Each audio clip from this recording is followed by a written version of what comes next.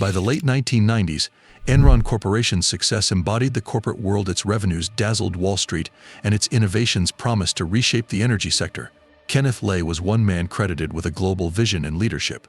However, the curtains hid behind Lay's secret dealings and very questionable and unethical decisions, which would eventually set the stage for one of history's greatest corporate colossuses.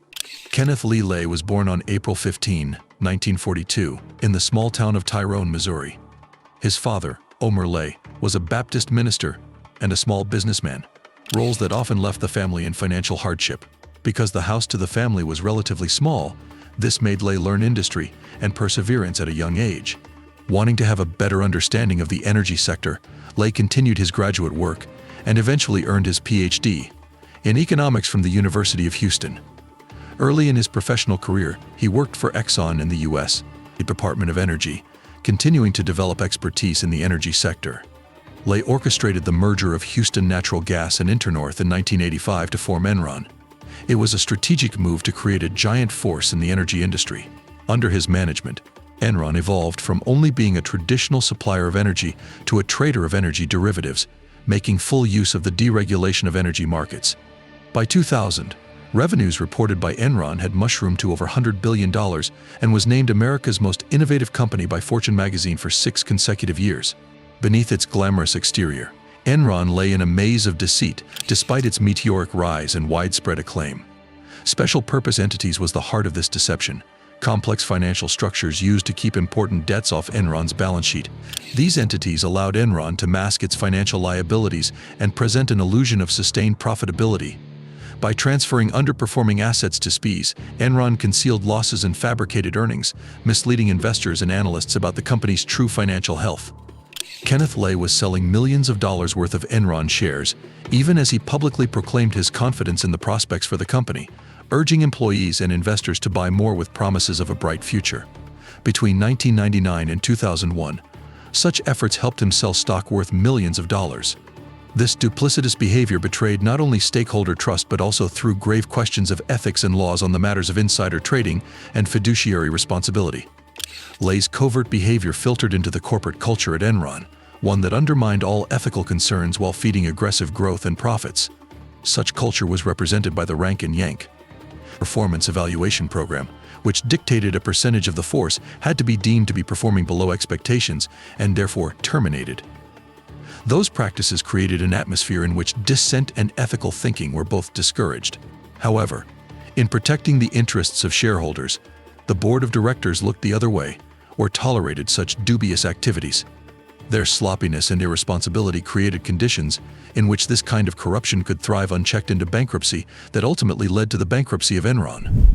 In short, this stealthy plan of action and the infected corporate culture that emerged from it dazzled investors and employees alike and paralyzed the very roots of governance of the corporation. It was this policy of profits over ethics, one of the most infamous corporate failures in history. In August 2001, the chief executive of Enron, Jeffrey Skilling, unexpectedly quit for personal reasons. The sudden exit of this top and excellent figure of Enron's fast growth was a shock for the investors as well as analysts. Suddenly, new leadership called for a scrutiny of the financial health as well as business practices of Enron. By October 2001, Enron publicized a staggering $618 million third-quarter loss and declared a $1.2 billion reduction in shareholder equity, which the firm blamed on accounting errors. The disclosure shocked the entire financial community, and Enron's stock price plummeted. Investor confidence began to erode. The severity of the losses and the meager explanations given by the company brought greater scrutiny from the regulatory bodies.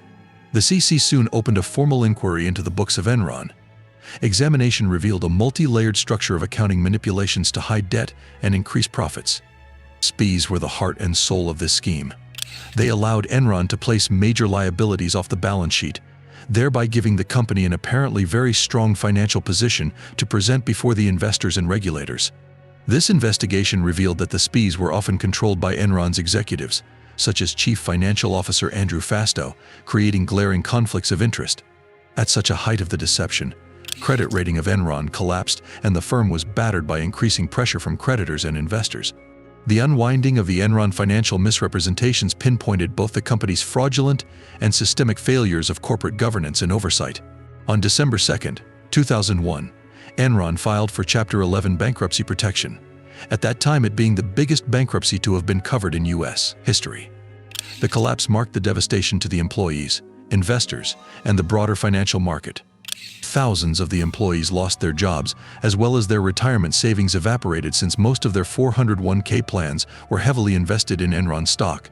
Investors, including pension funds and individual shareholders, suffered colossal financial losses, leaving investors in a crisis of confidence over corporate governance and financial reporting. The scandal involved Arthur Andersen, Enron's auditing firm that had approved the fraudulent financial statements of the firm in the scandal.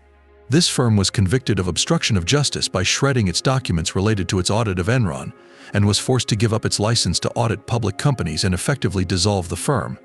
Kenneth Lay was charged with multi-counts of fraud and conspiracy.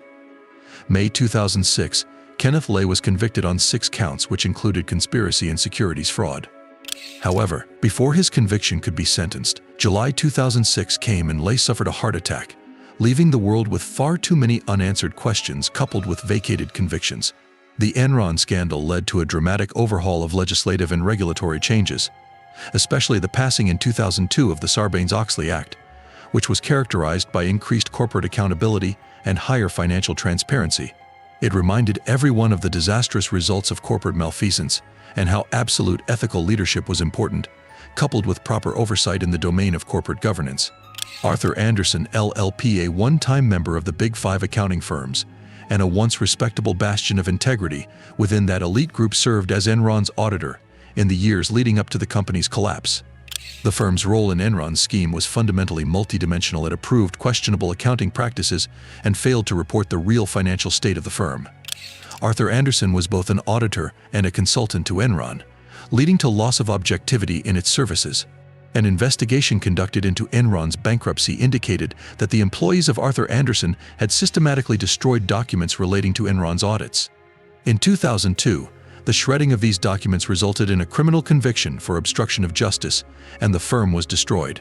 The criminal conviction effectively ended Arthur Andersen's ability to audit public companies, with subsequent loss of clients eventually leading to dissolution of the firm.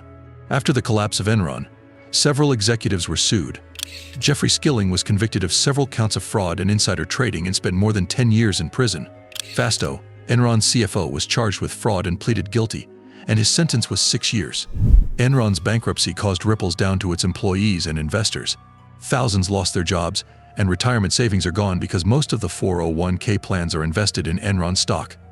Investors suffered gigantic losses, resulting in a loss of trust in corporate governance and financial markets. The law made corporate responsibility stronger and enhanced financial disclosures to stop fraudulent practices committed by companies and accountants. It required companies to improve internal controls and have stricter regulation on reporting finances so that investors' confidence would again be regained. If you enjoyed this video, hit the like button and subscribe to our channel for more of these kinds of videos. Thanks for watching.